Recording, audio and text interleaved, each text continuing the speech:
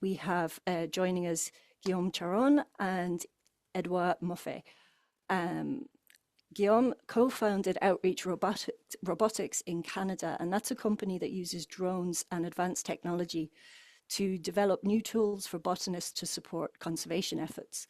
He's earned his master's in mechanical engineering from the University of Sherbrooke. Uh, Guillaume successfully commercialized, I'm going to pronounce this one wrong though, Deleuze, the first robotic arm designed to collect tree samples with drones, and that's now adopted by over 30 universities worldwide. His field experiences include missions gathering rare plants for the National Tropical Botanical Garden in Hawaii and mapping 100 acres of rainforest biodiversity during the X Prize rainforest competition in Brazil.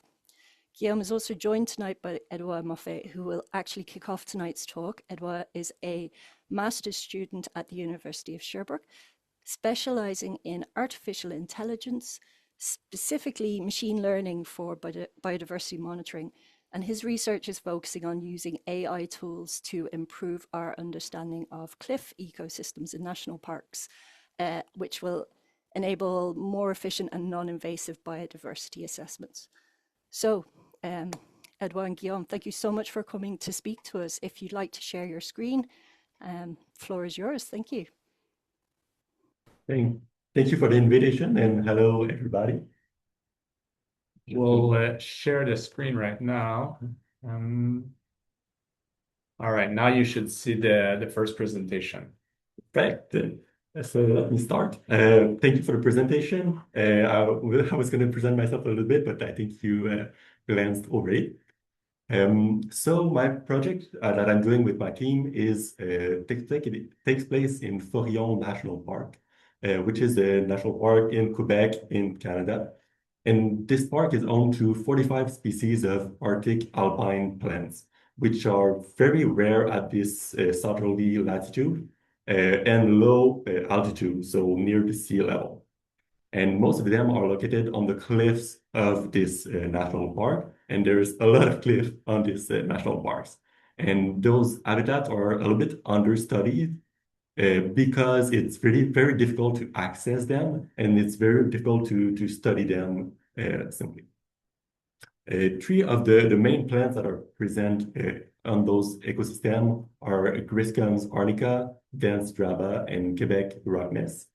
And those plants are really special, and there are very few individuals of those plants remaining, and they are very important for the conservation.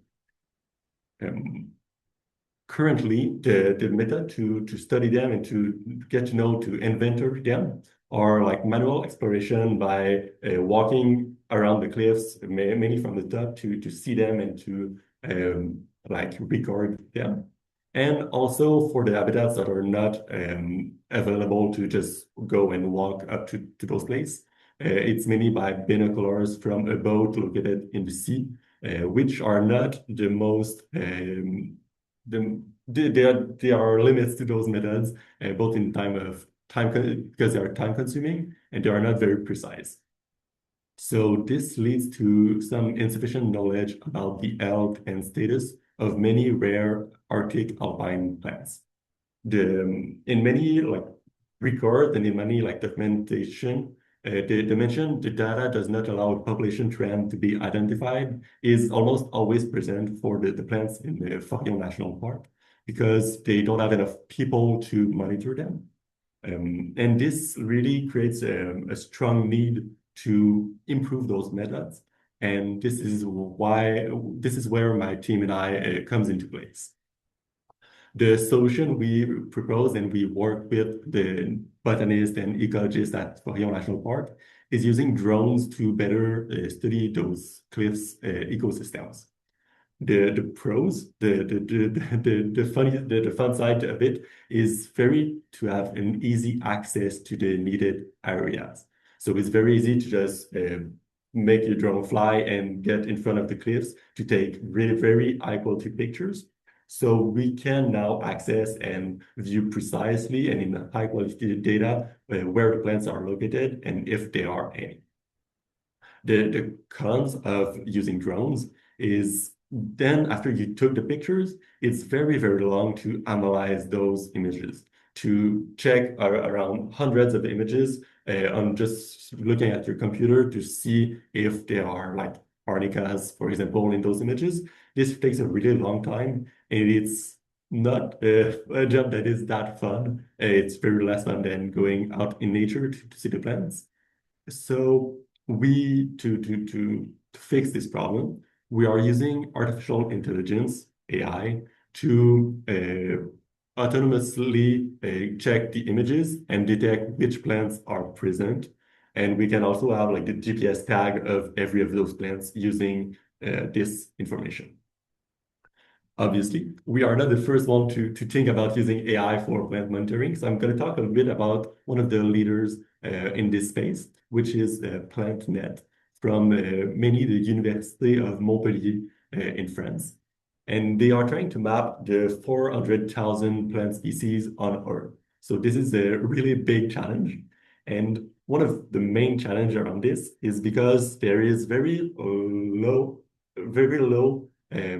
interclass or every classes are almost the same. So I would not be able to differentiate every of those white flowers and give them the right name. So this is very difficult task for humans, and necessarily it is also very difficult for an AI to do this. In addition, in the same class, so in the same species, there is very high variability. So for example, during the winter or the summer, during the flowering or just the leaves, there's a lot of difference between the images. So it's hard for an AI to really know accurately the good species.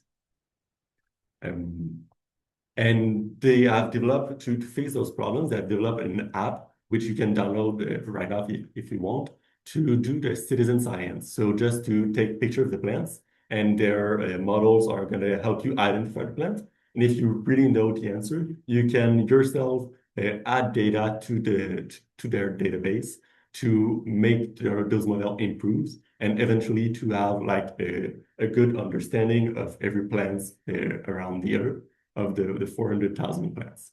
So this is a very cool project, but it does not entirely fit in the case of our Forillon project.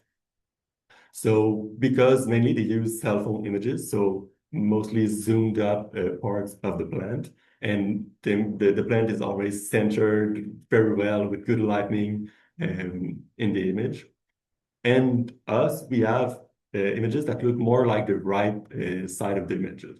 So we have many different plants in the same place, and they are like one over another, and they are difficult to differentiate because of this. So we used a completely different approach. We made two main simplifications to the problem to be able to resolve it. So we, instead of having an AI to detect all of the plants possible in the world, we specifically focus on 12 of the rare Arctic plant species present at the Forillon National Park.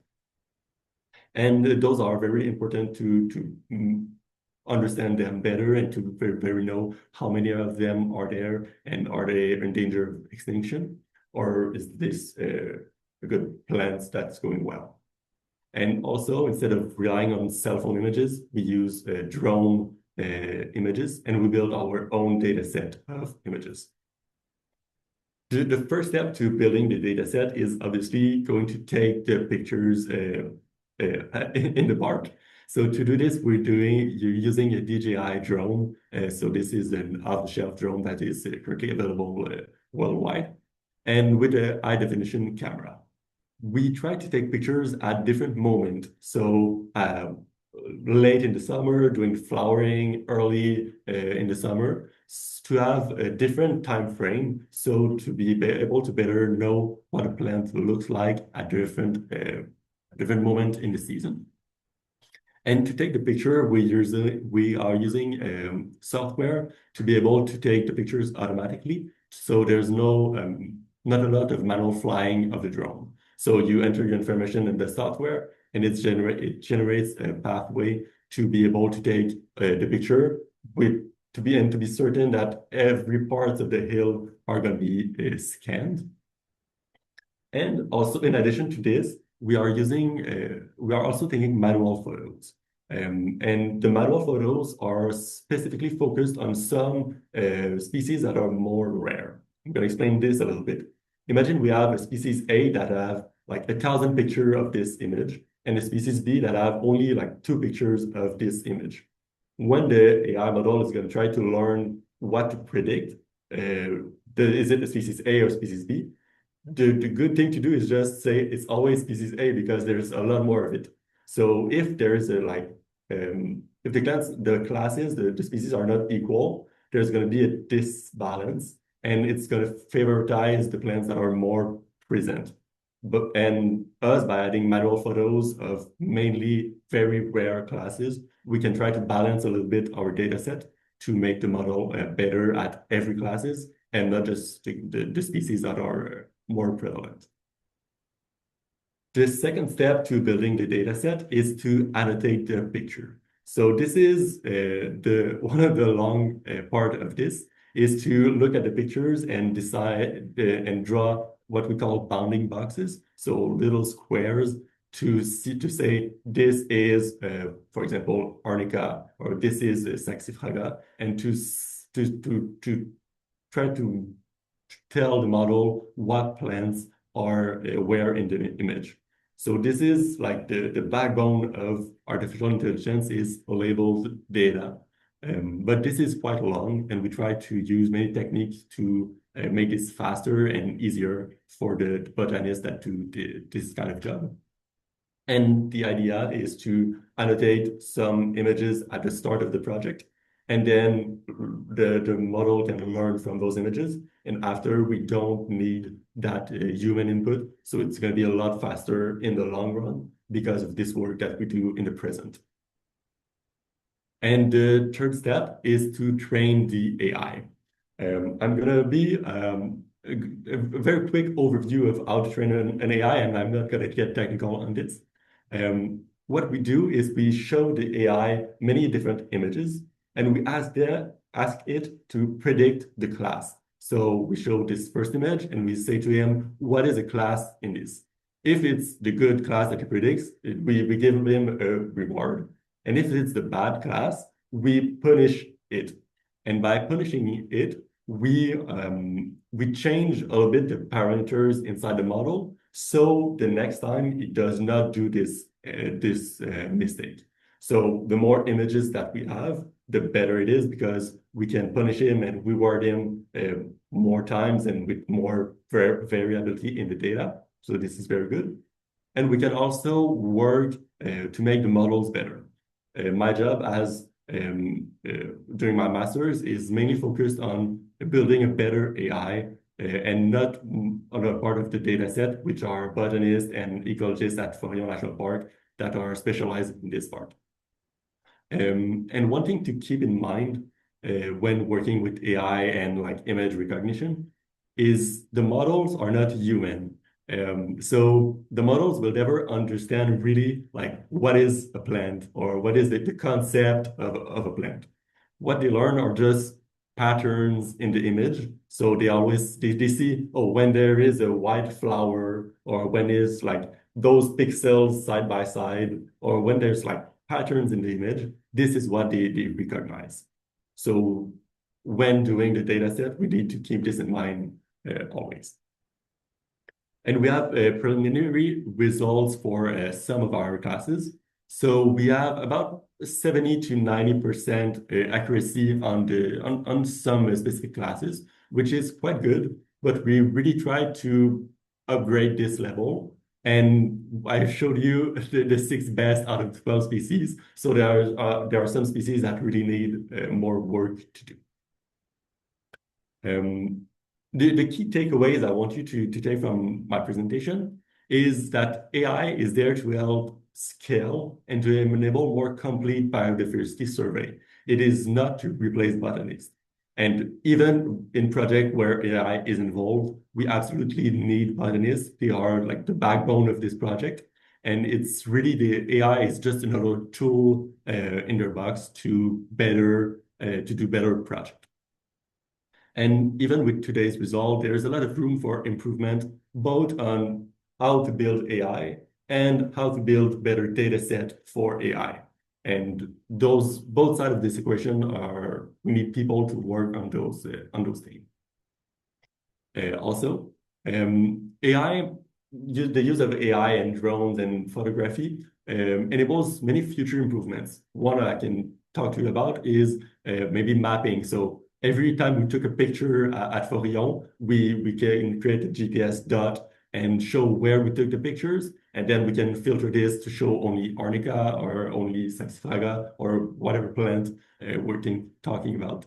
So this is very useful tools that then botanists can use to maybe go in field and confirm results from the AI and then change the result if there was any error or things like that. So by having like informatic presence for the plants, it helps in the future also. And also, if you want to contribute to using AI in botany, the PlantNet I was talking to you earlier is very a great way to start contributing. And it's quite a simple interface, and it's citizen science, so it's fun to do. And it also it helps you build your skills, and it also helps build AI model at the same time. So it's a win-win. So that's all for my presentation. I thank you for your attention, and I'm going to be there at the end of Guillaume's presentation to answer your question if you have any. I hope that it was good. Yes, thanks, Edouard. I'll just exit his presentation and start mine. Maybe at the beginning, it's better like that. All right, so my presentations should be there right now. So yeah, thanks, Edouard. I think it's a great introduction, and I think that's exactly why I wanted you to go first, because identifying plants on cliffs habitats is a good first step. And then I'm presenting the next step is how to go collect them and actually study them, keep them, preserve them in nurseries, and maybe replant them. So for very endangered species, what can we do for those plants? So that's where I'm going next. Before going there, I just want to present it's a private company called Outreach Robotics that we started from a spin-off from my master's projects. We do a lot of different robotics projects, including a lot of drone and plants and trees interaction. Our core device, as Kim mentioned, is the leaves, which is used to collect tree samples from treetops and study the trees. But we also have a very neat project we developed in the recent years called the Mamba, which is an arm able to collect plants from cliff sides. So that's what I'm going to present to you today. So who are we? We're a small team of three engineer students and also now young engineers. And we've been developing a lot of different devices regarding drones, but also other different devices to monitor biodiversity that you can deploy on the field. We've been a lot of time in the field testing those devices. That's our favorite part of all of our projects. So we've been to Hawaii, La Réunion, we've been to Brazil in tropical forests. So we love to develop. Also, we want to go out of the lab and teach the botanists and field scientists to use our device themselves. And that's our ultimate goal. And it's always to help them do their work more efficiently. So I think Edward already mentioned it. Why does cliff matters? And I just want to maybe get back there a little bit more, because where I'm going is more on tropical islands habitats where there's a lot of cliffs. And why would you want to study those cliffs areas is mainly because they are very well preserved flora. the cliffs provides a natural shelter for plants. It protects them from a lot of predators like rats, goats, that has been introduced into those islands that loves to eat all the plants, and also protects them from invasive plants too. So those very steep areas keeps the flora very much intact. Also, it's when you see a map from above, it's hard to see how much surface area there could be on cliffs. So if you unfold a map like a tropical island like in Hawaii, and you'll see that there's a lot of surface that is part of cliffs and vertical areas. So that's why if you only cover flat ground, you're missing a lot of the fauna. And also, islands typically are home to many endemic species that can be found nowhere else. So that's why it's often critical to study them and preserve them, because once they go extinct, you cannot find them anywhere else. And as Edward mentioned, and that's part of his job, it's hard to study, hard to reach. So that's why we try to use robotics to get there. So I'll show you a quick videos of what the cliff environment looks like. And that's a drone video from a guy in our project from the island of Kauai in Hawaii. It might be a little bit laggy on your side, but still you'll be able to admire the dramatic landscape you have over there and see how many plants are there on the cliffs. Typically, the botanists there go there and rappel down those cliffs. It's a very hard job because first you often need to go on top of the cliff, so you need a landing spot from helicopters.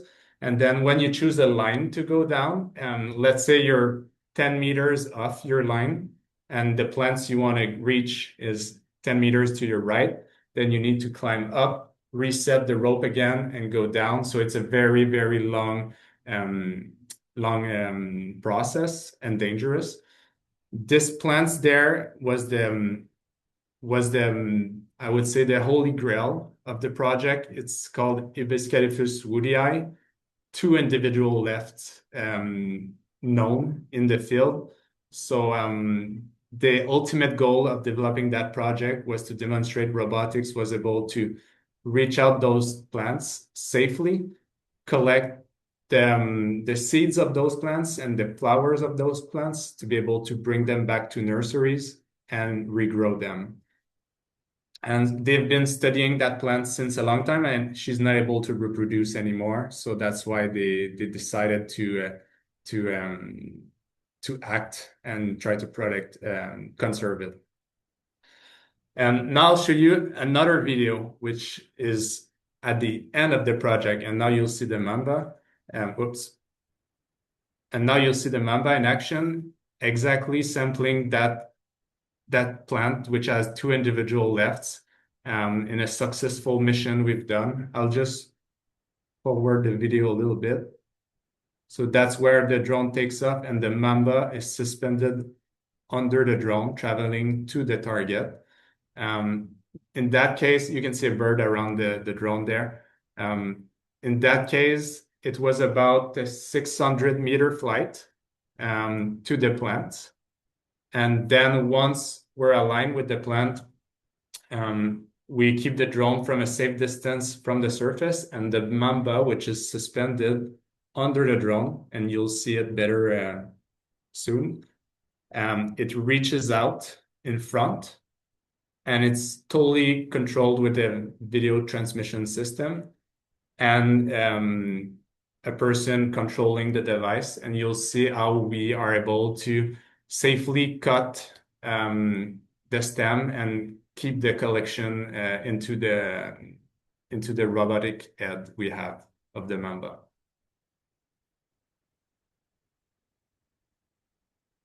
So this was the first collection recorded of that plant.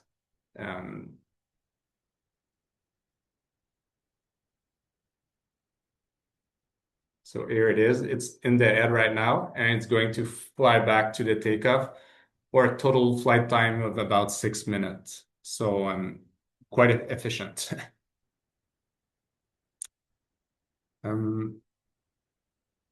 Just trying to skip to the next slide. Here it is.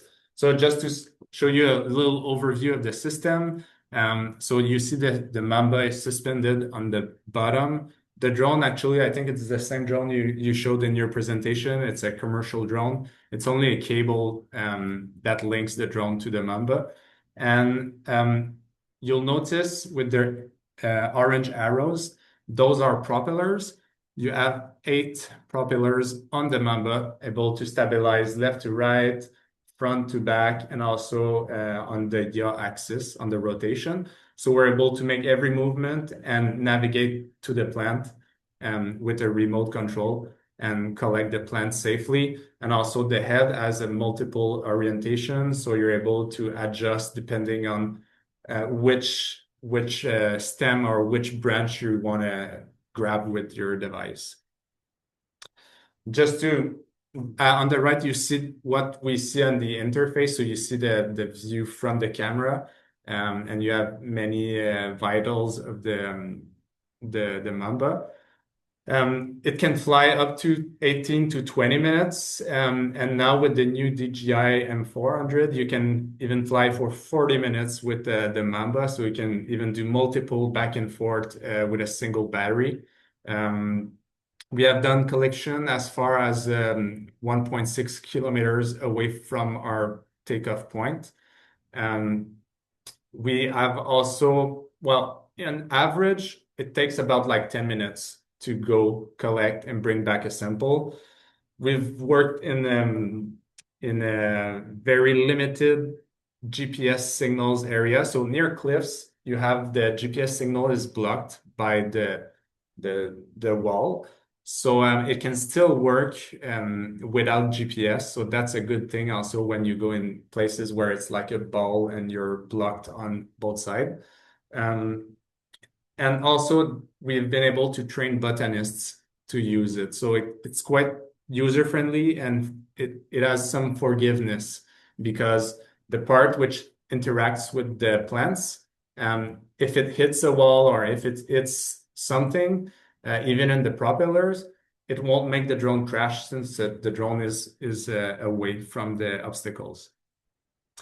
Not every plants are made the same, so we have designed also different sampling heads.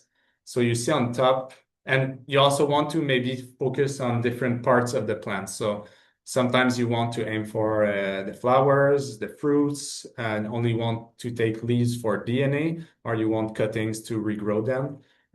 So it all depends on which part the botanist wants to collect. The mini sampler is kind of a Pac-Man head, and so it closes, and it closes all around the sample. So for tiny seeds or tiny particles you want to keep inside, that's great. And also for bush that are more dense, it's easier to just like take a bite. The regular sampler, we call it, you need to align with a stem to be able to cut longer or bigger samples. So that's why we have 2 types of sampler right now, and you can select which one is more appropriate for the situation. I'll show you another video where you see both. I'll just mute. You see both heads in action. It's a 2-minute video, and you'll see that was filmed in the island of La Réunion. That was in 2023.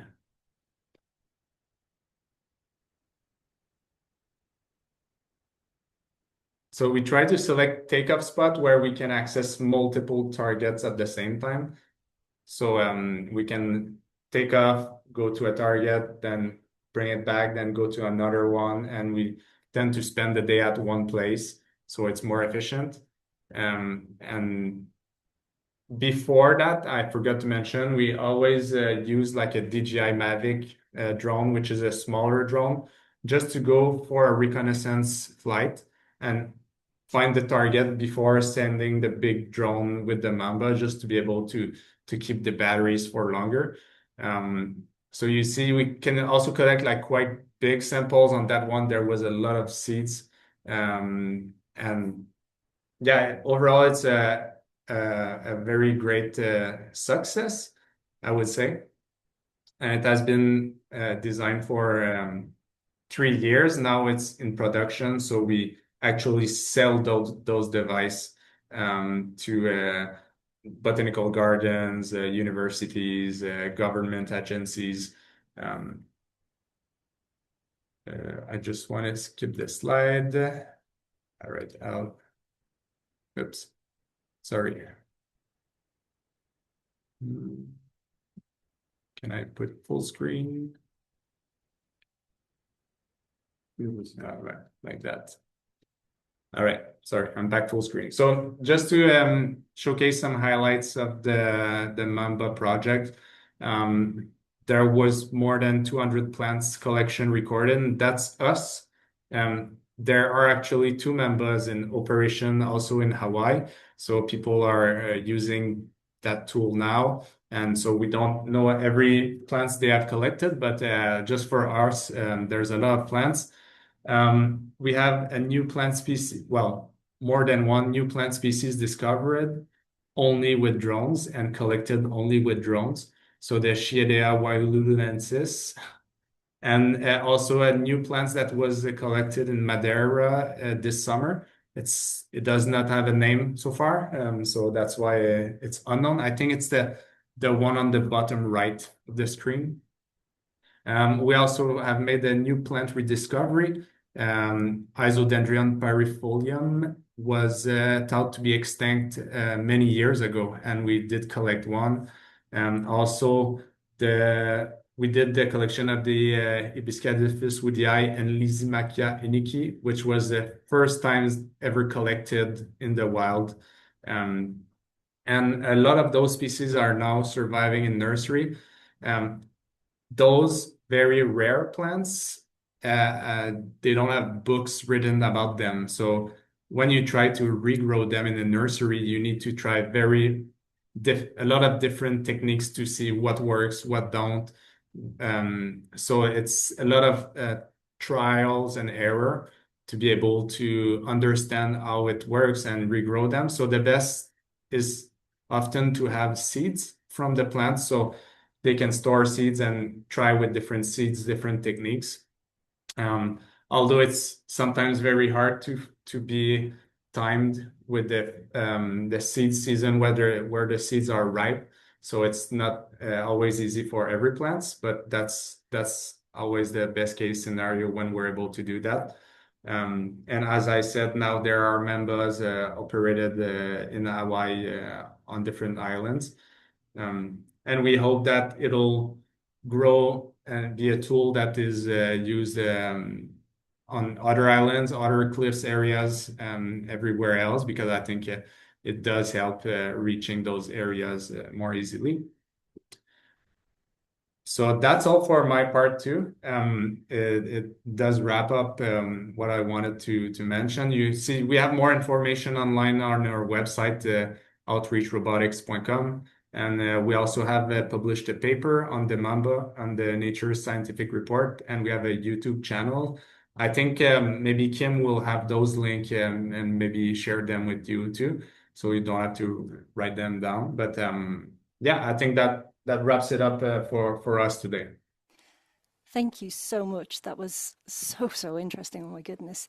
I have some questions to ask you, and anyone who is listening there, if you have questions, please do pop them in the Q&A so that I can read them out. So, first question for you is, what inspired you to start? And I'm going to shout a little bit because I did get a mention that it's a little bit low. So, apologies in a recording if I'm shouting. It's just to make sure people can hear us on the call. What inspired you to start combining robotics with plant conservation work? Well, I think in engineering, it's very useful when we merge with other expertise, other domains. That's where I think where it has a real value on the projects we can do. So merging with botany is often a good choice if you want to have a real impact on environment and biodiversity.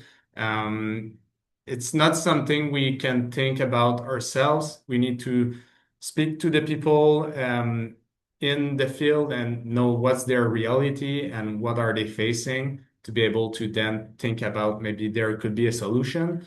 In our case, it was a partnership with the Botanical Garden in Hawaii, and those are the one that reached out to us and say, "Hey, would you be able to collect plants on cliffs with drones?" So that's how it started. So that's I think how everything started a little is with communication between expertise. I don't know if you agree with that. I agree 100%. Yeah, nothing more to add. Yeah. Thank you. That's great. Um, I was wondering, how do you think this sort of technology deals with weather? Like, for example, here in Ireland, where we get lots of wind and rain. Good question. For the Mamba, those drones are able to sustain about like 30 kilometers per hour wind, which is maybe like a normal windy day. I know cliff area tends to have a lot of wind always. The very nice thing with the design of the Mamba is the propellers, you notice they are oriented horizontally. So when a wind gust come, the propeller is already facing the direction where it needs to counter the wind turbulence. Although drones have to tilt sideways to be able to move sideways, so they are less reactive to wind. But for the Mamba, it is a very good perk because it's very, very precise in high wind environments. So we did collect plants when it was very windy. At one point, we did crash at landing because once you land the Mamba, there's a cable after that, and the cable did fly into a propeller just before landing, so the drone like flipped over. We could recover the drone, everything was fine. Now we're adding weight on the rope, so it does not happen on landing, but yeah, it can still sustain quite average days of wind. For plant identification, the same constraints apply for the drones, but also because the plants are moving a little bit, sometimes the images get more blurry. So it adds a constraint and it's a little bit more difficult, but it's always possible to change the moment of the day or to do it just another day. So it's not we can do these techniques even in a windy environment. It just adds constraints. Okay, that's great. Thank you. The next question we have is, what have you or the people you've worked about learned about plant diversity or distribution that you couldn't have known without your technology? The project I'm part of is quite new, so it's only been a few months, so nothing for the moment. I think there's a lot of things you discovered. Well, about plant distributions you mentioned? Or diversity that maybe they wouldn't have known if they hadn't have used your technology, like you mentioned at the start. Well, the scale the of the cliff. Mamba, the one thing is we worked with people flying drone in Hawaii to identify where to go and which plant to collect. They are often able to say like, I think that plant is it like they have a way to do that. They kind of eliminate all the plants they already know about, and the thing that is left is the plant that they're not sure about. And with only pictures, sometimes you're not able to confirm, oh, there's a flower there, and this flower is very different from another one. At one point, we did go to a plant which the botanist just didn't know exactly what it was. If it was only the picture, they could not identify. But when we did come back with the plant, that's where they saw the flower and they started getting like crazy, and we were like, what is this about? We're not botanists. And they said that's because that's the first time we see that flower on the island. We've seen it nowhere else. So having the physical sample in their hand is helping them like describe the species way better, and being able to, yeah, exactly, knowing it way much than only a picture. I think picture are good for surveying and following the plant's overall health on a longer term. But when you want to study a rarer plants, accessing it, or even with a rope, having it in your hand, that's how you analyze it. Sure. Yeah, thank you for that. Um, so one of the questions here we have is, what future improvements or innovations are you most excited about in your own work? I think the ability to from AI models to continue to grow with bigger and bigger data set is gonna help fix the small problems, I would say. So it's not like a pass or fail. It's a continuum, and every small step is a step for a future where we better understand the botany, and we better understand which plants are where and are they in danger. Do we need to add conservancy measures? So because of the innovation and progress that we see in this field, I think there are already like practical improvements that we can do and that we are already seeing results. So this is something I'm excited about. Yeah, I think you mentioned that the incremental of AI. And also, I think one goal also is to keep the knowledge alive. And by building those models is a good way to have knowledge somewhere. So, when a botanist retire, some of its knowledge goes away too. But those data sets, those models that can identify plants from an image, I think it will stay. So if you improve those models, it's a way to keep knowledge too. So that's interesting. That's great, thank you.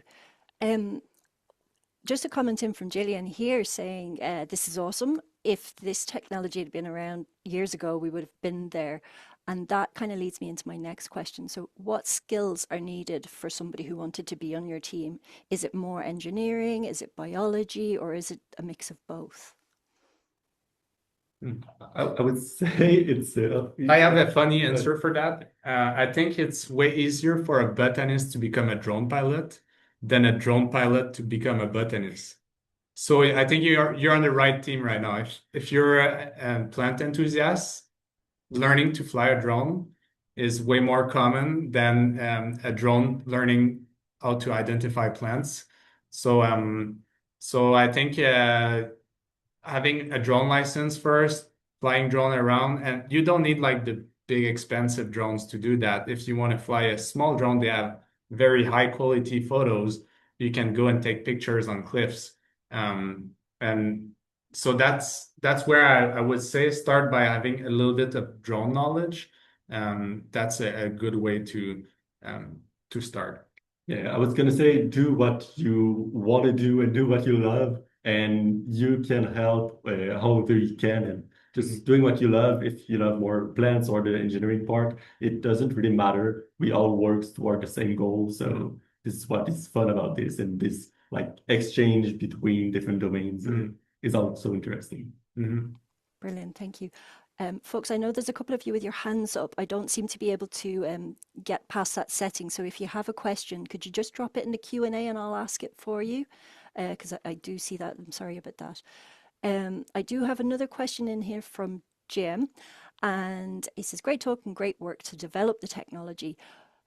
But, and I'm going to follow on from this question, what does a drone and the Mamba cost? And I assume it's not just something that you can buy off the shelf, depending on your use case. So could you give people an idea of how your projects typically have worked and how people have come to use your technology? Yeah, well, it's a very, very niche device, I would say. So we build them on demand only. And I'm not afraid of telling the cost. It's okay. So it's about like 40,000 US dollars. I don't know in your currency what it gives, but that's about the rough cost of the Mamba with all the ads also, because we provide different ads for different plants. So that's for the Mamba. the drones that we are using, the DJI we're mentioning, you can find that info online, but it's about like $12,000 to $15,000 a piece. So I assume like most of the people you work with are kind of funded projects, or that they're working on something very bespoke. It's not going to be somebody who just wants to collect some plants off their cliff locally to see No, what's there. usually it's a project where we Yeah. discuss first, then there's some kind of fund that we apply together, and it goes as like equipment purchase, sometime with government agencies or different initiatives. That's how we're able to also we have to do the training. We Hmm. provide the training to get there and be able to use it. So that all comes in with the with high why it is costly, but also it's a very, very niche, unique product we have, so that's why it explained the pricing. But hugely useful to be speaking to you tonight We and see hope so. what the potential is for people who are looking at research projects or whatever it may be. It's Mhm. absolutely fascinating. So for all of you future drone pilots out there, last question then, if that's okay for you. Um, I say, how do you envision scaling this work up to tackle larger regions or more species in one go? For the identification parts, I think there cannot be like one initiative that does every parts of the world currently on the first time. So it's going to be many small initiatives everywhere around the world with open data, with open access to everything. And then once all these small initiatives like flower, we are going to be able to build maybe some bigger models to that train on all this different data. So it's an iterative process, and every small steps matter, and every small step is a step in the right direction. I think like what you are doing is very for scaling. What the Mamba does is very for going very precisely to the exact rare plants or the plant that you want to study. So it's kind of different approach. But I think us, we're kind of pushing the boundaries of where you can go, and not exactly scaling, but doing new science. That's what we're trying to do. So it's kind of complementary. Absolutely fascinating. Thank you both so much for that. Okay, folks, we're going to wrap up now. And again, apologies to the two folks that had your hands up there that I couldn't get those to get you to speak live. Before we finish, I'd just like to say thanks again to our funders, Dara, for making this talk and our entire project possible through the carrier bag levy. So that's very, very much appreciated. And of course, a huge thank you so much to Guillaume and Edouard for giving us their time and expertise this evening. It's been so interesting for everybody who is watching the call live, and for there are quite a few people who unfortunately couldn't make it this evening live but have registered. So we will make sure that we send out a link to the recording and to the various websites and Guillaume's YouTube channel as well, and that research paper, hopefully, that you mentioned for our academics who'd like to read that, so that we can, you can look more into the projects that they've been working on. So thank you for that. We hope you've enjoyed it as much as I have anyway, and that it's given you some new insights and possibly ideas for future applications on the use of technology in botanical surveying. So just a reminder for next week, we're looking at plant pathogenic fungi with Jake Dazelle on the 27th, so Tuesday night next week. And so hopefully we'll see some of you there. And with that, thank you all so much for attending. Have a great rest of your evening, everybody. Thank you. Thank you. Thanks for Goodbye. having Thank us. you. Bye bye, Bye. everybody.